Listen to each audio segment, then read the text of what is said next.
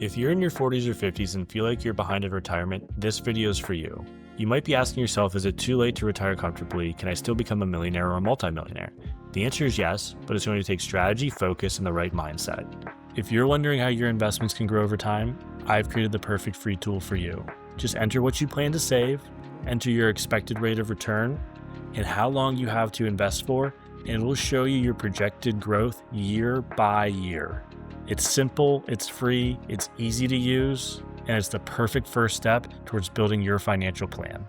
Just head to the link in the description and find out all about the NAV Wealth Investment Growth Calculator. Today I'm going to show you how to catch up on your retirement goals, even if you're starting late. We'll cover real-life examples, planning tools, and the most effective steps you can take starting right now. And before we dive in, my name's Ryan Knoll. I'm a certified financial planner and founder of NAV Wealth Partners, a financial planning firm that helps clients nationwide make smart decisions with their money. Let's jump into the video. First, let's get something clear. It's not too late to start, but you can't waste any more time. You must accept where you are and get started. Most late starters waste months or even years in guilt or avoidance. But the earlier you act, the more options you have. You want to start by getting clarity on three really important topic areas. First is your current net worth, which is what you own versus what you owe. The next is your personal income statement, which is the money you have coming in versus the money you have going out the door every month. And you want to understand your retirement income needs, which is what you'll think it'll take to cover your lifestyle in retirement. So bust out the pen and paper or make a spreadsheet and write down where you're at today. The way I look at my clients' situations is very similar to how a good CFO will run a business. We want to take stock of our current asset and liability picture. Assets are things that help you make more money. Things like real estate or investments are good examples here. Liabilities are things that can cost you money, with debt being the obvious example. Next, we want to look at your personal income statement, and this helps you understand the most important part of your financial plan, your cash flow. And just like cash flow is the lifeblood for any business, cash flow is the lifeblood for any individuals or households that I work with. If you are making way more than you're spending every month, you're off to a good start. If things are tight cash flow wise, we're going to want to look to ways to decrease what you're spending or increase what you're earning to help maximize what you're able to invest or send in a different direction every month to help you start building towards retirement. Finally, we want to take stock of your retirement needs, answering questions such as what you want retirement to look like, when you want to retire, and understanding your family's longevity picture are all three places we'll start when analyzing this question. Now, there's a lot of commotion out there that millennials waste a lot of money on things like avocado toast and lattes. And while we may waste a little bit of money there, those really aren't the levers that are going to cause you to spend too much money. You want to focus on three big areas. First, being housing. Second, transportation. Third is your debt and income picture. So ask yourself, can I downsize my current home and move to a lower cost of living area to save some money every month? Can I eliminate a car or swap it for something cheaper? Or can I refinance debt and transfer high interest rate balances somewhere else so I'm paying a little bit less on an interest rate burden every month? These changes can save you hundreds or thousands of dollars a month. That's real progress. And remember that every dollar you save is a dollar that you can then redirect towards investments. So it's double the power of anything else you can do within your financial plan. You're reducing what's going out the door or increasing your cash flow, and you're taking that extra cash flow and funneling it to something else that'll make you more money every month. So something as simple as cutting a $600 monthly car payment and using that money to go ahead and fully fund an IRA, whether it's a Roth IRA or a traditional IRA, is going to be really powerful. In fact, if you can max out your IRA every year for a 30-year period of time and earn 8% interest a year, you're going to end up with somewhere close to $800,000 30 years from when you started. Think about that the next time you are making your car payment or the next time you want to buy a $70,000 or $80,000 car. It's literally worth $800,000 to future you. So what we're going to do now is we're going to play a game that you probably played in high school or college. Would you rather? So would you rather, one, save 10 grand or make 10 grand more? And those are the questions I'm going to pose to you. So I want you to think about it. Does it make more sense to save $10,000 or mean cut your expense picture by $10,000 or go get a raise or take some side work that'll make you an extra $10,000? Let's break down the math here. So under the save $10,000, what's happening? Essentially, you're reducing your expenses by $10,000 a year. Okay, so what does that mean? What does that net you as your bottom line? So if your expenses are down $10,000 and $10,000 less is going out the door, you end up with, $10,000. Some complicated math there. The next thing is let's talk about making $10,000 more. So let's say you're going to your boss and you're asking for a raise, or you're taking on some side work, maybe you're Ubering on the side, little things that'll add an extra $10,000 of income to your top line every year. When you make $10,000 worth of income more, there's a scary guy who comes after you, and that's the tax man. So that extra $10,000, that might be 32% taxed at the federal level. And I'm in Pennsylvania, so I'm going to use Pennsylvania state taxes, and 3% taxed at the state level. Now, you're going to want to adjust the state level and your federal bracket for where you are currently. So somebody in California is going to have a higher state income tax rate, but if they're making less money, they might have a lower federal tax rate. It's going to depend on your situation. This is just a hypothetical example, but essentially, you have an overall tax burden of 35%. So what that means is your $10,000 that you earned is only worth 6,500. So you've only increased the money coming in by 6,500, even though you've earned an additional $10,000. So the question a lot of people might have is, how much money would I need to earn if those were my tax rates? So what we want to do is we want to take that $10,000 and we divide it by the tax rates that you pay. So we know that this individual had a 32% federal tax rate and a 3% state tax rate.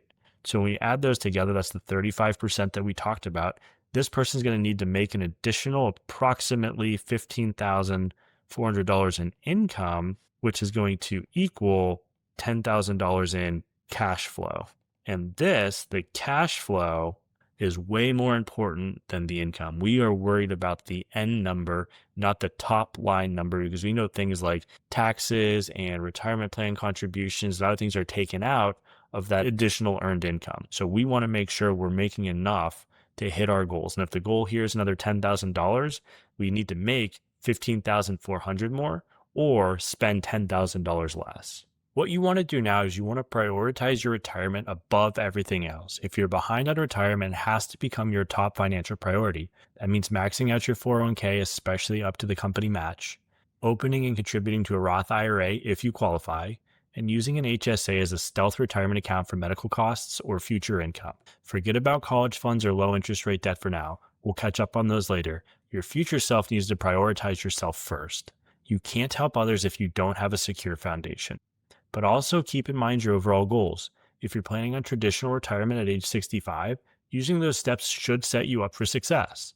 But what if you're planning on an early retirement, say at 50 or 55? If that's the case, you want to evaluate where it's best to save your money. Using brokerage accounts or purchasing other income-producing assets or investments you can tap into before the retirement age of 59 and a half to avoid penalties may make more sense than getting every penny into a retirement account.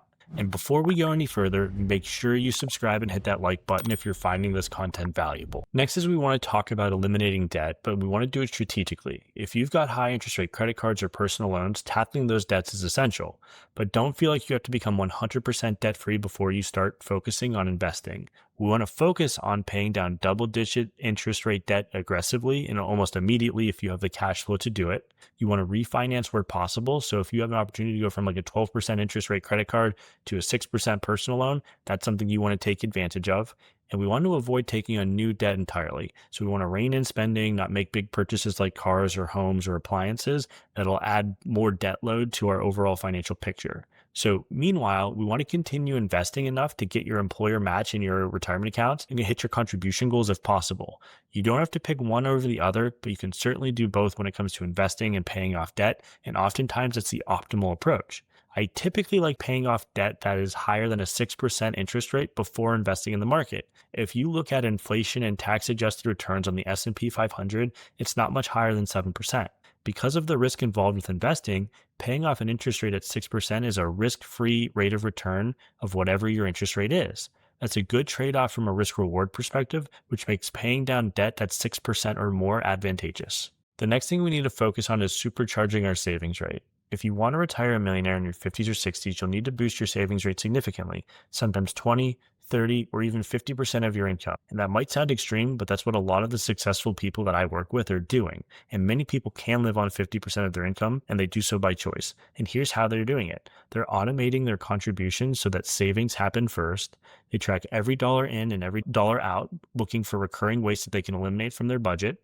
And they use free budgeting tools or a good old Excel spreadsheet to keep track of all of this. Small steps do matter too. Cutting a few subscriptions here or there or renegotiating your insurance rates on your car insurance can free up hundreds of dollars a year.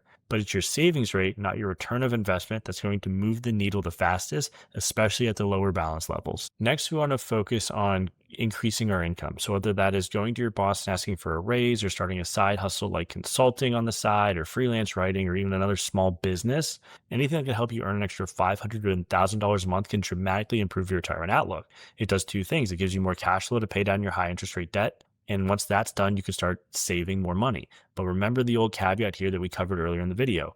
A dollar saved is worth more than another dollar earned. So if you're looking to make an additional $10,000 and you're at 35% effective tax rate between both federal and state levels, you're going to need to earn a little bit over $15,000 in order to equal the $10,000 you need. So always make sure to factor the tax man into your calculations. Finally, once you have a clear plan made, you want to revisit it often. Too many people skip this step. You need a written plan or a financial advisor to lean on to hold you accountable for what you're trying to do. So you want to know your numbers. What age do you want to retire? How much income will you need at that point in time? What will Social Security look like? What's your monthly savings target? Even if the numbers feel intimidating at first, you can't improve what you don't track. Use retirement calculators, or better yet, work with a planner to build out your scenario. And don't be afraid to adjust your retirement age. Working 1 or 2 more years than what you're planning on can sometimes add 6 figures to a plan overall. If you have more than one spouse working, I've seen a couple working 2 years, each of them working 2 additional years, add up to $500,000 more a year to solidify their retirement picture. Now I want to help you put this all into perspective. So what should your savings rate be if you're looking to target a specific amount of money over a certain period of time? So what you see here is one of my favorite equations, and it's one that I pull out for clients all the time. And I hope you don't judge me for being too nerdy here. I just want to walk through it. This is the future value of an annuity equation.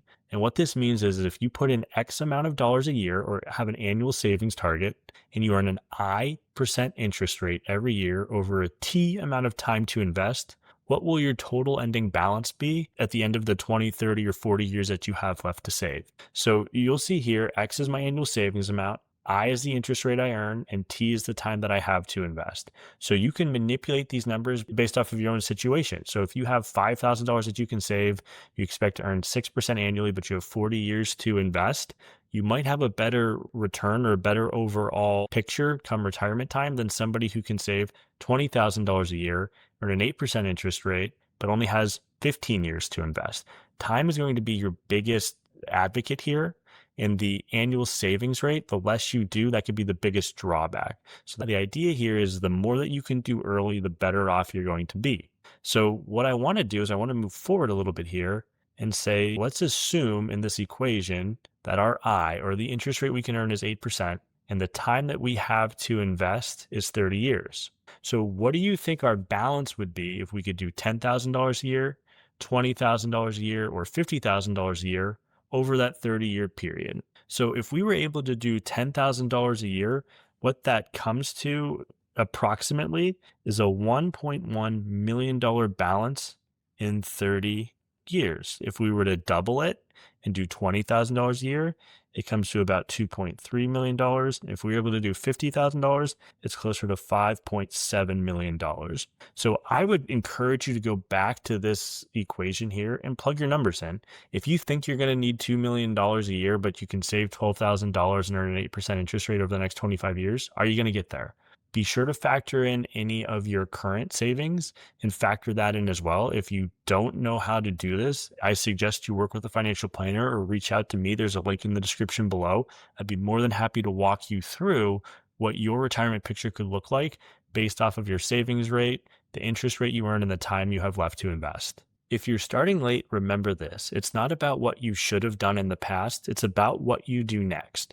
Retiring a millionaire might not be easy, but it is definitely possible. With a clear plan, disciplined savings, and some smart lifestyle shifts, you can absolutely get there. If you're serious about catching up and want help building your strategy, visit the link in the description. I'd be more than happy to help you walk through this for yourself. We help people just like you build a confident, customized retirement plan no matter when they start. Thank you again for watching, and I will see you in the next video.